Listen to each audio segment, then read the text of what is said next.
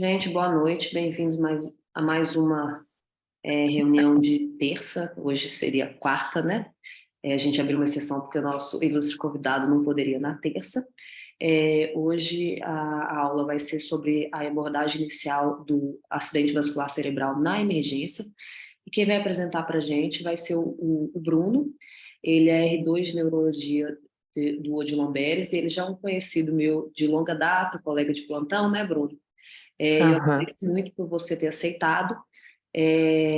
A quem está orientando é o Dr. Albert Lúcio, e toda a equipe de neurologia do Hospital de Lomberes, todo mundo sabe que na cidade de Belo Horizonte é uma referência na linha vermelha do AVC e na parte dos cuidados prolongados. Bem-vindo, Bruno.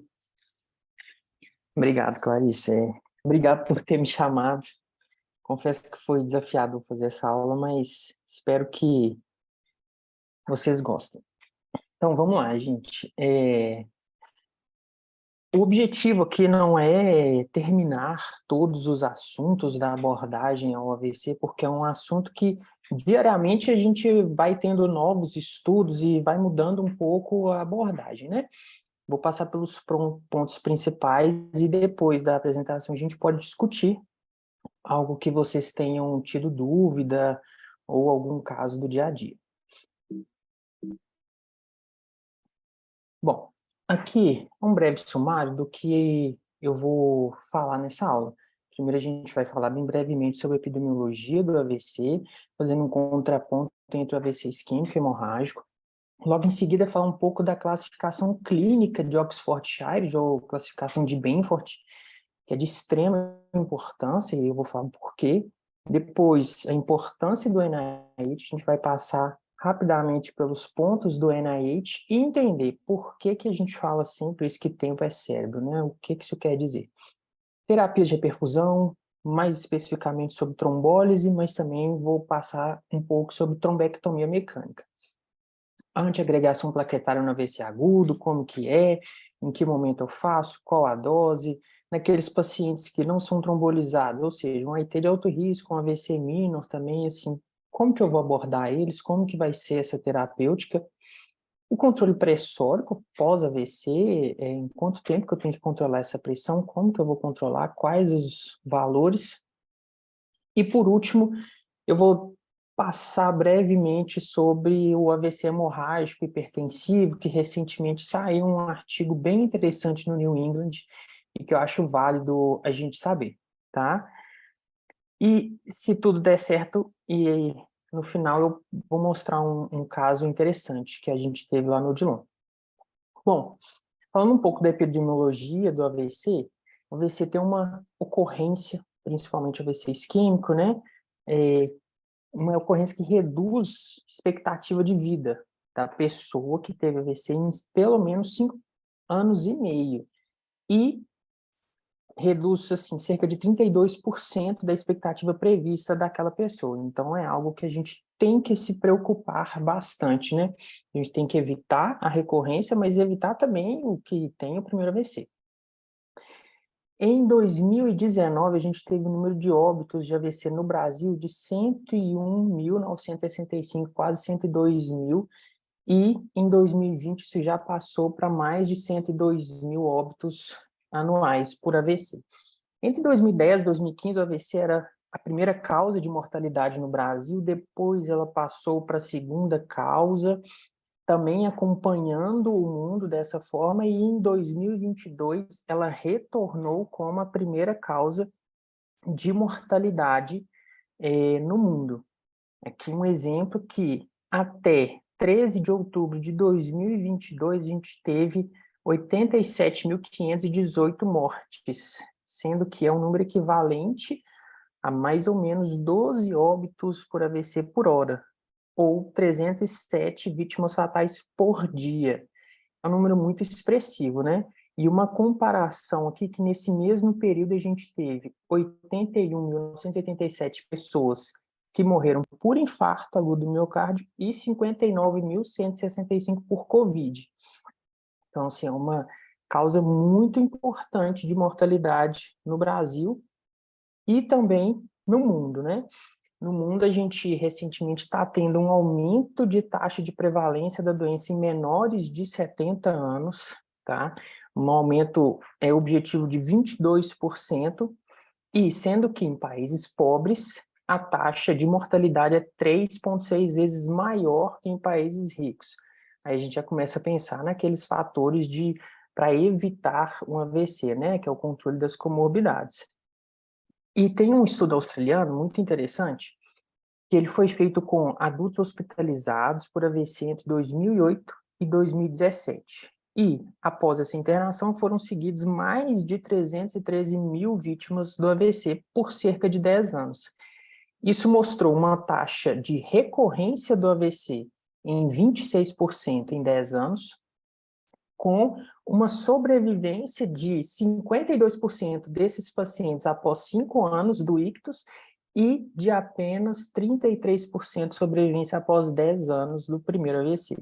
Então, assim, a gente vê que depois que tem o primeiro AVC, a pessoa perde expectativa de vida, né? A sobrevivência dela diminui. Então, é algo que a gente precisa evitar que tenha um AVC. Bom, passada essa parte epidemiológica, que eu acho que todo mundo sabe da importância do AVC no Brasil e no mundo, agora a gente vai para a parte mais prática, para a parte que a gente vai atuar no dia a dia. Inicialmente, a gente tem essa classificação clínica de Oxford-Shide, ou classificação de Benford, que é o sobrenome do primeiro autor desse artigo. Esse artigo foi feito em 1991, é um artigo bem interessante, se alguém quiser ler após isso. Ele fala sobre uma classificação clínica do AVC agudo. A gente sabe que o AVC, dependendo de qual artéria for acometida, no exame físico, o neurologista consegue topografar, geralmente, onde que aconteceu isso. E essa classificação é justamente para objetivar essa avaliação inicial. Lembrando que a classificação de Oxford-Shide, ela não se correlaciona com a imagem. O que eu quero dizer com isso? Se eu classifico de uma forma e depois eu vejo uma imagem que é diferente daquela classificação de forma habitual, eu não mudo a classificação de Oxford-Shide, porque é uma classificação clínica, não é uma classificação radiológica. Entendendo melhor, então, essa classificação. São 4 síndromes que a gente classifica esses pacientes. Tem o TACS, que é a síndrome da circulação anterior total, PAX, que é a síndrome da circulação anterior parcial, LAX, síndrome lacunar, e POX, síndrome da circulação posterior. Falando mais especificamente de cada um deles, o TACS, como o nome já diz, é um comprometimento da circulação carotídea ou da artéria cerebral média proximal, porque aí eu vou pegar circulação anterior quase que total, né? E aí eu vou ter algumas características. A gente tem que memorizar bem essas características do TACS, porque aí fica mais fácil de classificar as outras formas. Então, para eu ter um paciente com um AVC TACS, ele tem que ter uma disfunção cortical superior, afasia ou negligência, que é o mais fácil da gente ver nessa avaliação inicial, uma hemianopsia, ou seja, alteração de campo visual, e um déficit sensitivo ou motor, ou sensitivo motor, e é importante que tenha que envolver pelo menos 2 das áreas, face, membro superior ou membro inferior, tá bom? Se for só uma dessas áreas, a gente vai classificar de outra forma.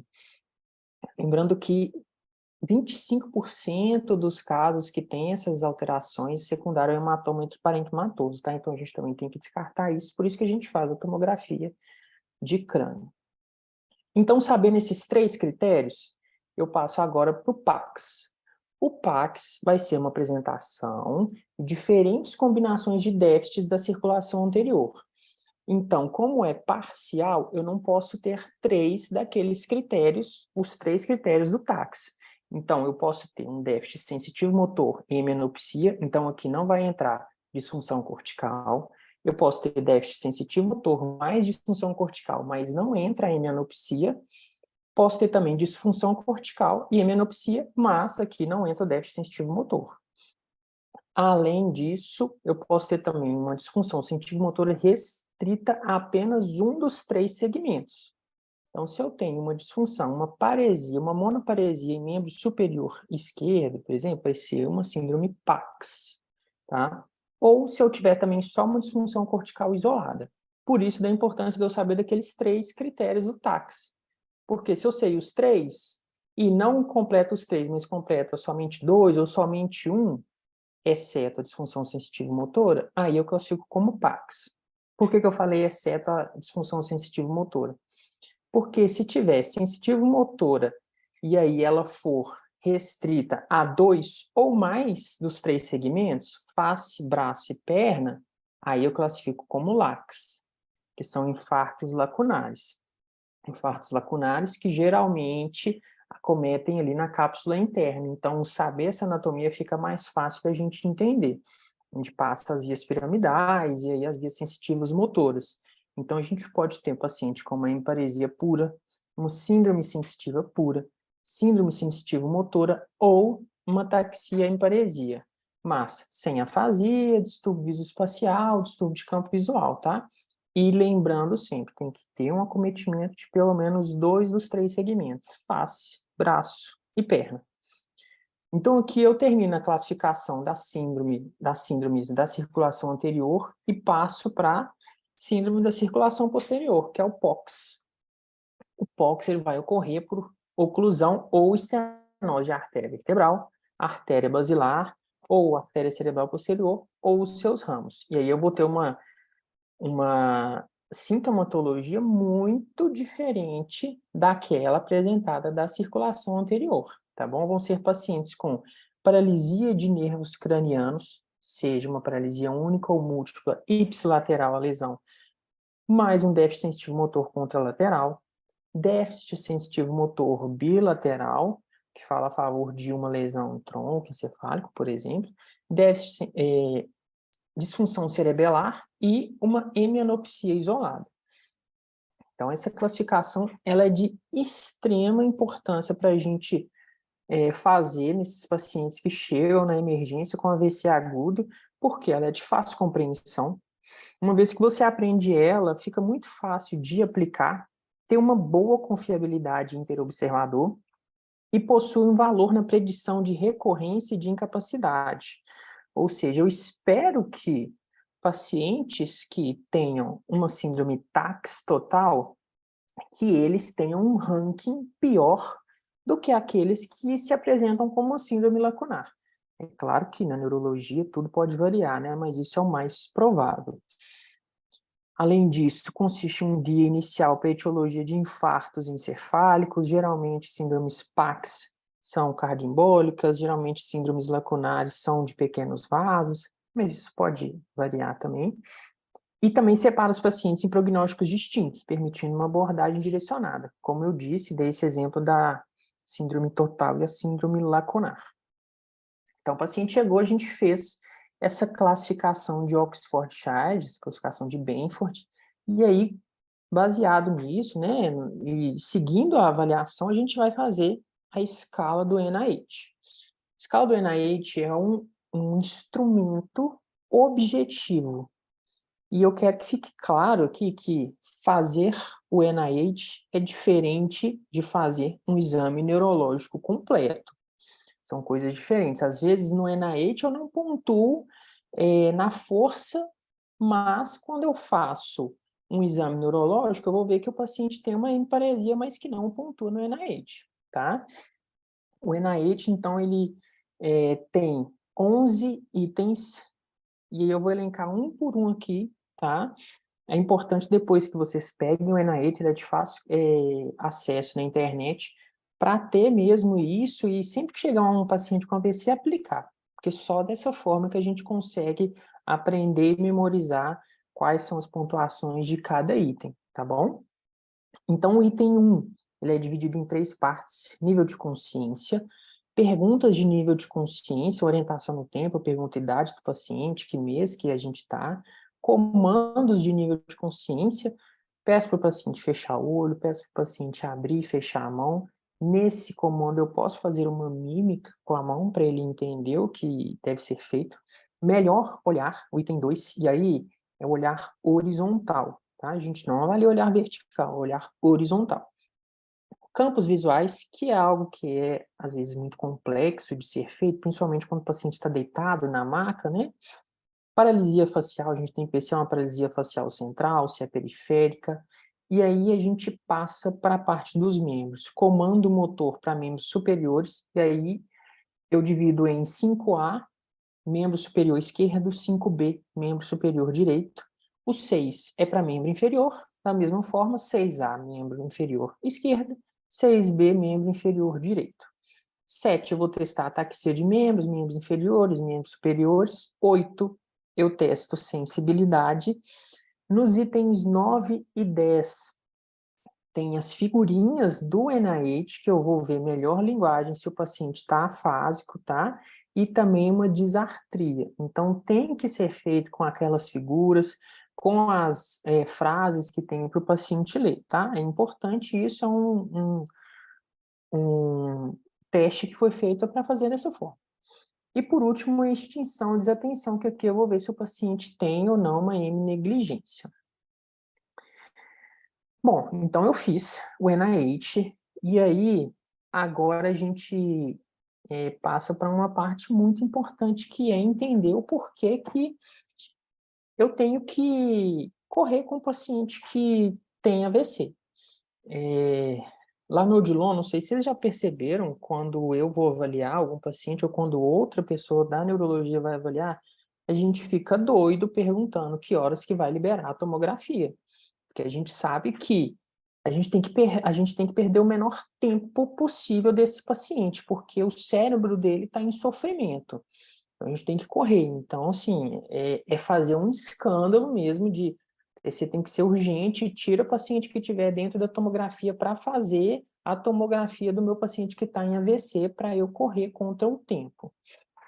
Isso se justifica porque pacientes com um AVC isquêmico, eles perdem cerca de 1.900.000 células nervosas a cada minuto que se passa, cerca de 14 bilhões de conexões, que dá algo em torno de 12 quilômetros de fibras nervosas a cada minuto que esse paciente passa sem um tratamento adequado. A gente tem que correr contra o tempo, tá? Isso é de extrema importância. Esse artigo aqui, se eu não me engano, ele está no Lancet, não, minto, no JAMA. É um artigo que ele mostra que a cada 15 minutos mais rápido que o tratamento é instituído, eu tenho uma probabilidade menor de acontecer uma mortalidade. Então, a cada 15 minutos que eu reduzo esse tempo, a probabilidade de mortalidade fica mais baixa, com odds de 0,96. Assim como também reduz a probabilidade de hemorragia intracraniana sintomática, assim como também reduz a probabilidade na verdade, aumenta a probabilidade de uma independência, né, na deambulação na alta. Ou seja, eu tenho que correr contra o tempo para o meu paciente morrer menos, para o meu paciente ter menos hemorragia intracraniana e para o meu paciente ter uma funcionalidade melhor quando esse evento agudo passar. Então é isso, chegou um paciente com AVC, tenho que correr para fazer uma tomografia, tenho que correr para tratar esse paciente adequadamente. Não pode ficar esperando o paciente que está lá na tomografia fazendo uma tomografia por uma coisa que não é urgente. Bom, aqui também tem duas meta-análises muito importantes.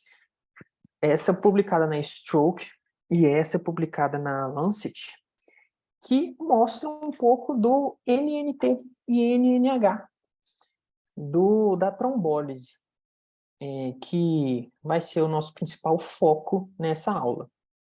Bom, a gente sabe que a ARRA preconiza que a trombólise seja realizada até 60 minutos da entrada do paciente, mas essas duas meta-análises olharam o NNT e o NNH de 0 a 90 minutos, 90 a 180 e 181 a 270. Vejam que o NNT de um paciente que entra e é trombolizado até 90 minutos é um NNT muito baixo, de 3,6. E o NNH alto, que é o que a gente quer, né? Agora, à medida que o tempo vai passando, eu vou tendo o NNT mais elevado e o NNH mais reduzido. Ou seja, eu começo a fazer mais mal para o meu paciente à medida que o tempo vai passando. Óbvio que dentro ainda das 4 horas e meia, que eu vou explicar mais à frente, a gente ainda tem esse benefício de fazer a trombólise naqueles casos que tem uma indicação clara. Mas eu prefiro fazer a trombólise o mais precocemente possível, tá bom? Isso é muito importante, gente. A gente tem que ter isso em mente. Isso não pode sair da nossa cabeça. Tempo é cérebro, a gente tem que salvar esse cérebro, a gente tem que salvar a penumbra, tá? Então, agora, falando mais objetivamente da questão das terapias de reperfusão, nós temos 2 principais trials que são talvez mais famosos assim pela trombólise. Claro que são vários estudos, né? Mas um deles é o NINDS. NINDS é um trial que foi publicado no New England em 95 e que foi o trabalho que iniciou essa questão da trombólise e que viu o benefício de uma trombólise até 3 horas. Então, é um trabalho que teve uma primeira parte que teve pacientes alocados, 291 pacientes alocados, para uma avaliação se a infusão de RTPA do trombolítico tem uma relevância clínica, ou seja, uma melhora de 4 pontos no NIH ou também uma melhora no ranking. E, na parte 2, foram alocados 333 pacientes fazendo uma análise de desfecho clínico em 3 meses. E aqui entra uma coisa muito importante. Eles viram que em 24 horas não houve uma diferença de desfecho clínico daqueles pacientes que receberam RTPA e aqueles que não receberam. Então, assim, é muito legal quando a gente faz o trombolítico e o paciente melhora do déficit. Mas o que os trabalhos, o NINDS e o ECAS viram é que tem uma relevância estatística de melhora de desfecho clínico com 3 meses. Eles não viram isso dentro de 24 horas. Então, o que a gente espera é que tenha uma melhora em 3 meses, tá? E aí, essa avaliação ali pós-trombólise também serve para a gente ver se teve uma piora, pensar em complicações da medicação. E também vale ressaltar que não houve diferença em mortalidade. Então, a trombólise a gente faz não para evitar mortes, mas para evitar disfuncionalidade, né? Evitar que o paciente fica dependente. Bom, o próximo trabalho, que também é muito importante a gente saber, é o ECAS-3, que aí ele trouxe alguns resultados muito importantes da trombólise estendida de entre 3 a 4 horas e meia. E aí, novamente, assim como o NINDS, ele também fez um desfecho primário avaliando incapacidade em 90 dias, sendo que um bom desfecho classificado para ele seria um ranking até 1. E nesse trabalho foram avaliados 121 pacientes randomizados, 418 no grupo alteplase, 403 no placebo. Em média, o bolus foi feito com 3 horas e 59 minutos do ictus. E eles viram que mais pacientes tiveram um desfecho favorável com alteplase em relação ao placebo, com odds de 1,34. Contudo, também teve um aumento da incidência de hemorragia intracraniana sintomática nesses pacientes submetidos à alteplase. E aí traz à tona a preocupação nossa com a trombólise, que é a hemorragia intracraniana sintomática. Por isso que a gente reavalia esse paciente frequentemente para ver se isso não aconteceu, tá? E, novamente, corroborando com o que eu disse, não houve uma diferença de mortalidade entre esses grupos. É importante ressaltar aqui que o ECAS-3 excluiu pacientes maiores de 80 anos. Contudo, saíram novos trabalhos e até mesmo contínuo de doenças cerebrovasculares traz categoricamente que pacientes acima de 80 anos podem sim entrar nesse tempo de até 4 horas e meia, porque já foi visto benefício na trombólise, tá? Então, a gente não precisa ter esse receio com esses pacientes mais senis, tá? Agora, a gente tem outros trabalhos que eu vou dar uma pincelada que às vezes não é, pelo menos no Odilon, não é a nossa realidade, né? Mas que vale a pena a gente saber um pouco que isso existe, tá? Esse artigo aqui, que é o Wake Up Trial, que foi publicado no New England em 2018, é um artigo que traz aqueles pacientes com wake up stroke, ou seja, dormiram bem, acordaram com déficit. Então, a gente conta o início desse déficit, né, o ictus, no último horário que a gente viu esse paciente bem. E aí, a gente vai trombolizar esse paciente? Não vai? Como que a gente vai fazer? A gente faz isso somente se tiver um exame de imagem de perfusão, idealmente a ressonância, que aí a gente vai ver que na difusão vai ter uma isquemia, mas no flare não vai ter, vai mostrar que tem uma área saudável, que é o que a gente chama de penumbra, né? Isso equivale a um paciente que tem um ictus de dentro das 4 horas e meia, e aí eu estaria apto a fazer a trombólise. É algo que talvez seja fora da realidade de muitos lugares do SUS, né?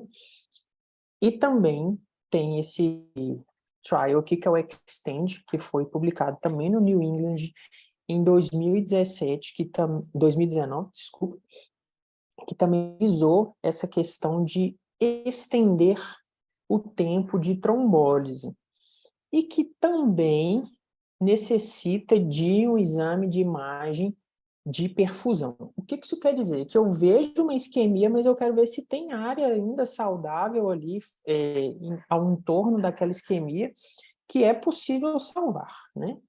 Ou se não tem área saudável e por isso não vale a pena fazer a trombólise.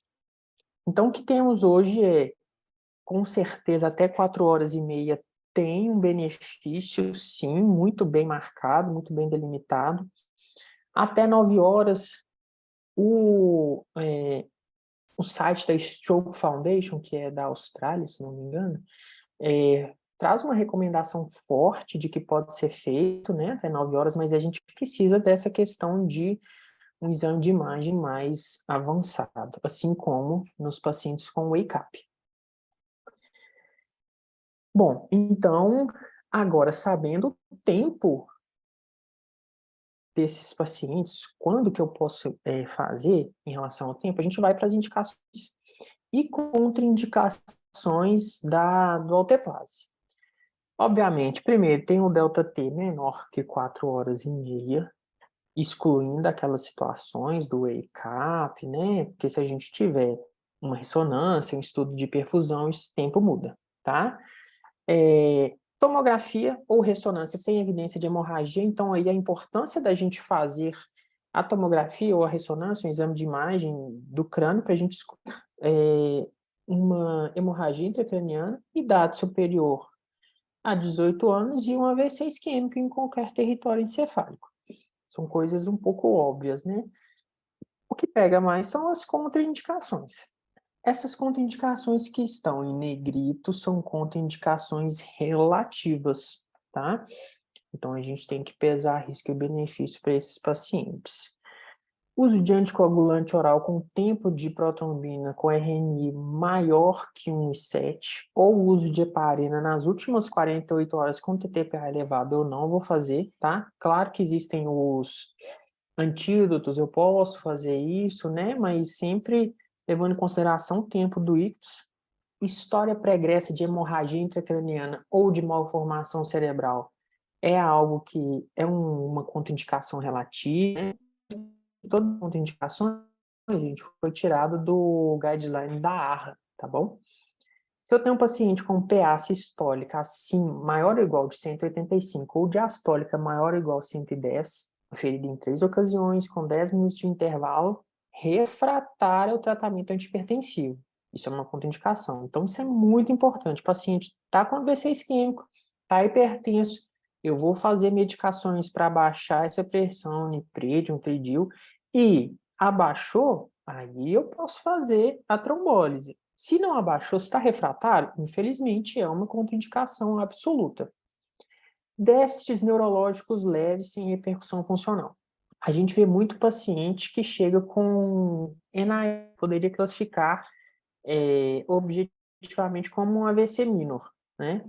Mas, por vezes, são déficits que são importantes na vida daquela pessoa. Às vezes a pessoa chegou afásica, e mesmo com o NIH baixo, eu posso sim fazer a trombólise. Então, o NIH baixo, um déficit neurológico leve, ele não contraindica absolutamente a trombólise. Punção lombar ou procedimentos na coluna nos últimos 7 dias, punção arterial em local não compressível na última semana, por conta da alteplase, que pode sangrar, né? Glicemia abaixo de 50, com reversão dos sintomas após a correção. Então, isso aqui é uma coisa básica. Paciente com um déficit neurológico súbito, eu vou olhar a glicemia, porque se for uma hipoglicemia, eu estou diante de um stroke mímico, provavelmente. E eu corrigindo aquela hipoglicemia, eu posso melhorar o déficit, tá? Infarto do miocárdio há 3 meses também é alguma contraindicação relativa. AVC isquêmico ou TCE grave nos últimos 3 meses, contraindicação absoluta. Uma TC de crânio com uma hipodensidade precoce maior que 1/3 da artéria cerebral, do território da artéria cerebral média, porque isso aqui vai aumentar muito o risco de sangramento desse paciente se eu fizer alteplase. Se eu estou diante de um paciente que teve uma melhora muito rápida e completa dos sinais e sintomas no período anterior ao início da trombólise, que muito provavelmente estou diante de um AIT, cirurgia de grande porte ou procedimento invasivo nos últimos 14 dias é uma contraindicação relativa, então eu tenho que pesar isso no momento.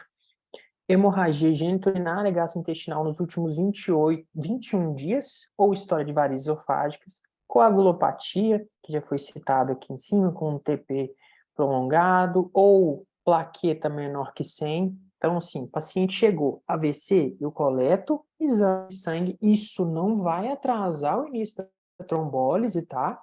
Eu começo a trombólise, mas se vem uma plaqueta baixa, aí eu paro a trombólise. Agora, obviamente, se o paciente já sabidamente faz uso de um anticoagulante, aí eu espero esse RNI, e se ele vem menor que 1,7, estou liberado para fazer a trombólise. Evidência de endocardite ou êmbolo séptico é uma contraindicação absoluta, mas gravidez é uma contraindicação relativa. E, por fim, uma suspeita clínica, obviamente, de hemorragia subaracnoide de dissecção aguda de aorta, porque aí eu vou estar fazendo uma iatrogenia com o meu paciente, ok? E, então, decidi fazer a trombólise no meu paciente. Quais são os cuidados pré, intra e pós-trombólise? Obviamente, transferir o paciente para uma sala de urgência, né, de emergência, ou uma unidade, uma CTI, ou uma unidade de AVC, tá? Dose do trombolítico, do alteplase, paciente, é 0,9 miligrama por quilo. Lembrando que a dose máxima é de 90 gramas, ou seja, um paciente de 100 quilos. Vou administrar 10% da solução final, da conta final, em bolos em 1 minuto, e o restante eu faço em bomba de infusão em 1 hora, tá? Não vou administrar heparina, antiagregante plaquetário ou anticoagulante oral nas primeiras 24 horas do início do trombolítico. Vou manter esse paciente em jejum por 24 horas, pelo risco de hemorragia e necessidade de intervenção cirúrgica de urgência. Não vou passar a sonda nasentérica nas primeiras 24 horas. Não vou realizar cateterização venosa central ou punção arterial nas primeiras 24 horas. E, idealmente, não vou passar uma sonda vesical. Mas, se for necessário, vou esperar pelo menos 30 minutos do término da infusão da alteplase. Uma coisa que é válido citar aqui, que tem alguns lugares que tem uma indicação de cabeceira a 0 graus. Tem um trial que chama Head Post Trial, que ele avaliou também essa questão de, será que existe uma diferença, uma maior mortalidade, pacientes que têm a cabeceira mais elevada e cabeceira a 0 graus, um pós-trombólise, intratrombólise, e esse trabalho não viu uma diferença significativa desses pacientes. Então, a princípio, é uma indicação que não tem algo científico muito forte, não tem uma evidência muito forte, ok? Além disso, vou manter uma hidratação com soro fisiológico e só usar o soro glicosato se tiver hipoglicemia. Controle neurológico rigoroso. Igual eu disse, é importantíssimo, imprescindível que a gente faça esse controle neurológico, porque a gente tem que ver se o paciente está piorando.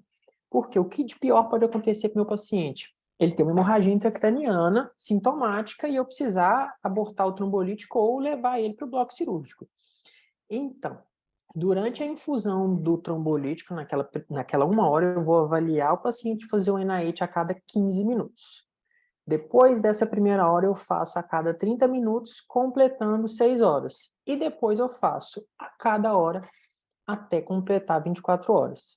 Isso é o que deve ser feito, tá? Além disso, eu tenho que monitorizar a pressão arterial a cada 15 minutos nas primeiras 2 horas e depois a cada 30 minutos até 24 a 36 horas do início do tratamento. Aí agora tem uma mudança aqui. Para iniciar o trombolítico era uma pressão de até 185 por 110. Agora, para manter o trombolítico, é uma pressão de até 180 por 105. Abaixa 5 milímetros de mercúrio em cada pressão, sistólica e diastólica. E, se houver suspeita de hemorragia intracraniana, suspenda a alteplase, vou solicitar TC de crânio com urgência, hemograma, coagulograma e ver se de fato esse sangrou ou não e tomar as medidas cabíveis, tá? Após 24 horas do tratamento do trombolítico, o paciente vai fazer uma TC de crânio de controle, ver se teve sangramento ou não, e aí seguir toda a propedêutica que já é feita para aqueles pacientes que não receberam trombólise. E, obviamente, após 24 horas, pós-trombólise, eu vou iniciar a tromboprofilaxia para os pacientes, tá bom? Então, aqui a gente finaliza a questão da trombólise, como que deve ser feita, e quais indicações, contraindicações, cuidados pré, intra e pós-trombólise. Passando um pouco brevemente sobre trombectomia mecânica, porque é algo que no SUS ainda é pouquíssimo disponível, mas é algo que deveria ser, ou é considerada, na verdade, como pavor para pacientes com AVC isquêmico devido à oclusão de carótida interna ou porção proximal de artéria cerebral média e até mesmo porções proximais de circulação posterior, tá bom? E olha só como que o NNT da trombectomia é muito, muito bom. É um NNT que varia dos estudos de 3 a 7. E as indicações para trombectomia? Um rank TEV menor que 2, NaH maior ou igual a 6, um delta-T menor que 6, mas já temos alguns estudos que mostram que pode ser prolongado esse tempo, também necessita de exame de imagem avançado. Além disso, uma oclusão da artéria carótida interna ou proximal da artéria cerebral média, e aí eu necessito de uma angiotomografia ou angiorressonância, oclusão proximal, idade acima de 18 anos. Não tem como falar de trombectomia no Brasil e não falar do Resilient, que foi um trial feito no Brasil, publicado no New England, fantástico, que ele viu se de fato financeiramente é cabível, é factível a trombectomia no SUS. E é super factível isso no Brasil. E com isso, o Ministério da Saúde ele já aprovou a trombectomia no SUS, mas infelizmente isso não foi implementado em muitos centros, mas é algo que é super factível no Sistema Único de Saúde. Ok? Então agora É,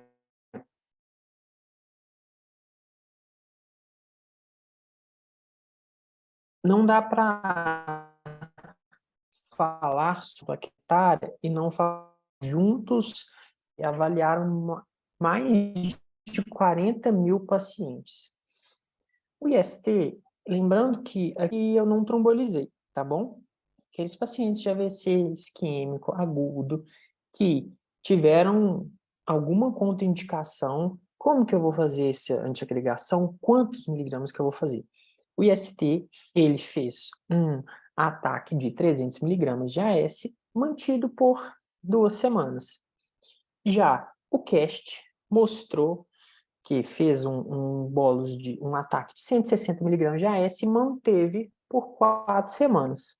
E, após esses 2 grandes estudos, veio uma meta-análise juntando essas duas propedêuticas e dando uma conclusão do que seria melhor para esses pacientes. Então, foi concluído que pacientes que não foram submetidos à trombólise em até 48 horas do ictus. É importante lembrar esse tempo. Eu posso fazer uma dose de ataque de 160 a 300 miligramas, contendo essa dose até 14 dias pós-ictus. Então, eu regrido para 100 miligramas, tá? Isso é um adendo naqueles pacientes que eu trombolizei 24 horas pós-trombólise. Se não tiver um sangramento extracraniano, eu passo a dose de 100 miligramas sem esse ataque. Essa tabela aqui mostra muito bem essa figura dessa meta-análise sobre a importância da antiagregação plaquetária nesses pacientes. Olha só, diminui a recorrência, o A é aspirina, tá? O AS é o seu controle que não recebeu. Diminui recorrência de novos AVCs isquêmicos. Então, assim, é o que a gente quer. É o que o nosso paciente não tenha novos AVCs para diminuir ainda mais a funcionalidade e a expectativa de vida, tá? Além de também, estatisticamente, diminuir outras causas de morte, né, por uma profilaxia secundária cardiovascular, tá bom? Agora, aqueles pacientes que eles não foram trombolizados, é um AIT de alto risco, que aí eu vou classificar o ABCD2, ou é um AVC minor. O que eu faço com esses pacientes? Eu faço só AS, faço AS da forma que o CAST e o IST mostraram ser benéfico, e aí, novamente, eu trago 2 estudos que não tem como falar de AIT de alto risco AVC minor sem falar deles, que é o POINT e o CHANCE. O que esses estudos fizeram? O POINT, nesses pacientes com AIT de alto risco e AVC minor, que é AIT de alto risco com ABCD2 maior ou igual a 4, e o AVC minor com NIH menor ou igual a 3. Isso é o que os estudos colocaram, tá? Mas na prática a gente acaba colocando o NIH menor ou igual a 5 para classificar como AVC minor. Então o POINT pegou esses pacientes e em até 12 horas do ictus deram 600 miligramas de AS, de clopidogrel, 600 miligramas de clopidogrel, e depois mantiveram uma dose de manutenção até 90 dias, tá? Ataque no primeiro dia, dose de manutenção de 70 miligramas até 90 dias. Já o TINS deu uma dose de ataque de 13 gramas de clopidogrel, mas naqueles pacientes com ictus em até 24 horas e manteve uma dose de manutenção, uma dupla antiagregação, que seria a escopidogrel, né, até 21 dias. Em seguida, veio uma meta-análise com um estudo pós-hoc que aliou esses 2 trabalhos para dar uma conclusão, né, porque um eu fazia até 12 horas, o outro eu fazia até 24, um eu dava clopidogrel de 600, o outro dava clopidogrel de 300. E aí, qual que é melhor, o que eu devo fazer? O que então foi preconizado? O melhor seria iniciar dentro de 24 horas pós-ictus um ataque de clopidogrel de 300 miligramas e uma manutenção de 75 miligramas até 21 dias após o ictus. Por que até 21 dias se o POINT fez até 90? Foi visto que a maior taxa de diminuição de recorrência de novos eventos isquêmicos foi até 10 do antiagregado porém, até 21 dias também via um benefício. Após 21 dias, esse benefício era perdido, por isso até 21 dias. E aí, como mostrou o IST e o CASH, eu posso fazer um ataque de AS também de 300 e manter isso até 14 dias, tá? E depois eu reduzo para 100 miligramas, mantenho o AS e o clopidogrel após 21 dias, ele sai da vida do paciente. E aí vejam só essa figura aqui, dessa meta-análise mostrando a probabilidade de recorrência de AVC.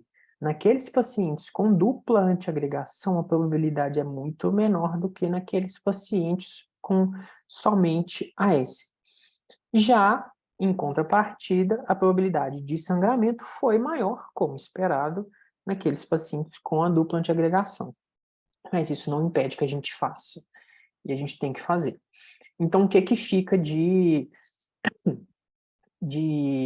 conclusão da abordagem do AIT de alto risco e do AVC mínimo? Esses pacientes, eles têm que fazer a dupla antiagregação, idealmente, até 24 horas do início do ictus.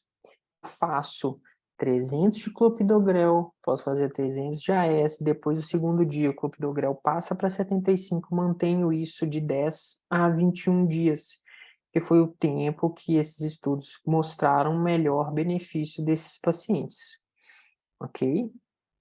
Então, agora um ponto muito importante é o controle pressórico desses pacientes pós-AVC isquêmico, né?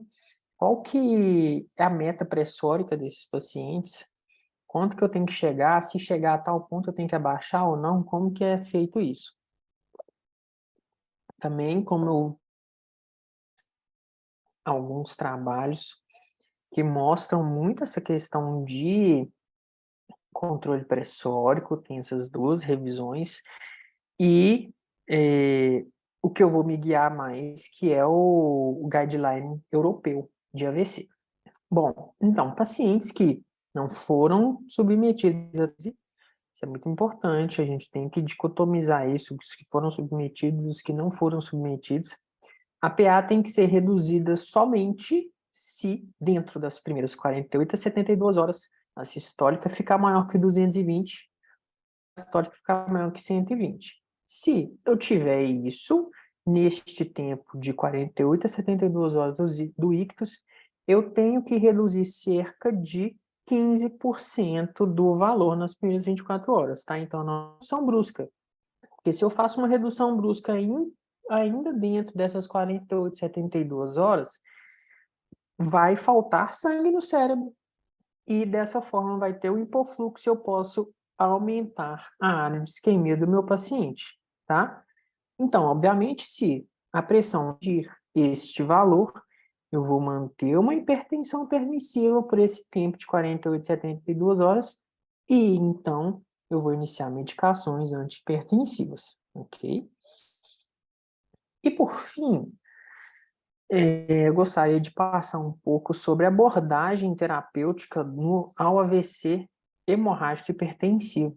Saiu recentemente esse estudo, o Interact 3, que mostrou um benefício, um bundle de medidas que beneficiam os pacientes com AVC hemorrágico hipertensivo. Lembrando que nesse estudo foram alocados pacientes dentro das 6 primeiras horas do ictus e que essas medidas deveriam ser adotadas na primeira hora e mantidas por 7 dias ou até alta hospitalar. Então, quais são essas medidas? Redução precoce e intensiva da pressão arterial sistólica para menos de 140. A gente falava muito, né, 140, 160, mas agora estabelecido menor que 140, pacientes com hemorragia intraparenquimatosa, tentando diminuir isso na primeira hora. Um alvo glicêmico de 110 a 140 em pacientes que não são diabéticos, 140 a 180 naqueles diabéticos. Tratamento de temperatura elevada, um alvo menor que 37,5 e reverter a anticoagulação com alvo de RNI menor que 1,5. Então, assim, não mudou muita coisa na nossa prática, mas agora objetivou mais o que a gente tem que fazer, tá bom? Eu queria só mostrar um videozinho, antes de finalizar, de um paciente do Odilon que eu peguei esse paciente. Vejam só essa tomografia. Vou falar para vocês a alteração que tem nela.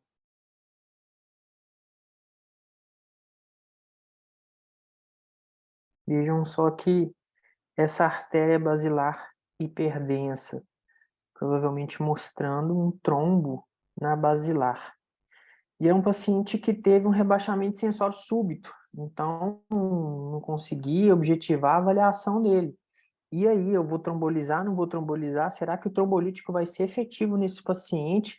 Será que esse paciente vai sangrar? Será que não tem uma indicação muito formal? E aí eu fui sentar para estudar sobre isso e no fim das contas a gente trombolizou esse paciente, mas infelizmente veio a óbito. Mas é importante a gente lembrar que AVCs de fossa posterior são AVCs que, quando a gente vai trombolizar, o risco de sangramento é menor do que daqueles de circulação anterior.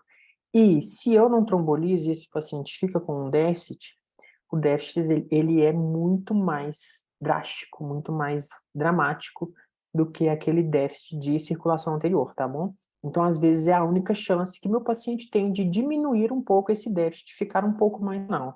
A gente tem que pesar muito isso, tá?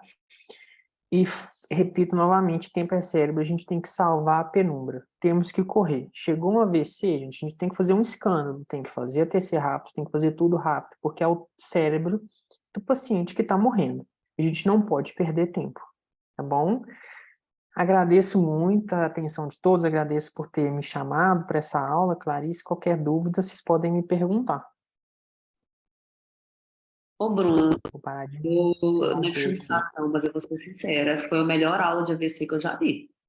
Já vi aula, não, é sério mesmo, porque você respeitou o tempo, não falou coisa assim, o que é AVC, né? Essas coisas que todo mundo sabe, falou que era necessário mesmo e veio com estudo, com evidência, que é o que a gente trabalha todo dia. Claro, claro. E eu gostei que você falou também, assim, quando chega um paciente com ictus, a gente fica assim, mas que horas que foi visto bem? E a gente fica com aquela, porque isso faz fazer o Uhum, então, às vezes, os residentes sem têm dúvida. um pouco afoita, pede AVC, não sei o quê, não sei o quê. Porque, e quando a gente chama a equipe de AVC, vocês vêm assim, correndo, é igual um pit stop de Fórmula 1, Sim, eles, cada um sabe o que já faz. A gente já, eu não sei, eu já participei de uma trombólise com um tempo de porta-agulha de menor de 15 minutos. Então, assim, é uma coisa impressionante. Assim, é isso é muito bonito fantástico, de ver, né? ainda mais quando o paciente tem reversão de déficit, tem redução de déficit. Então, nossa, eu confesso que eu fui muito feliz de ter escolhido você para dar essa aula. Não, muito, muito boa mesmo. Que bom, que bom. Obrigado. Deixa eu ver, já tem até coisa no chat aqui, deixa eu ver aqui o chat. Clarice, interrompa a gravação aí, por favor. Sim, desculpa.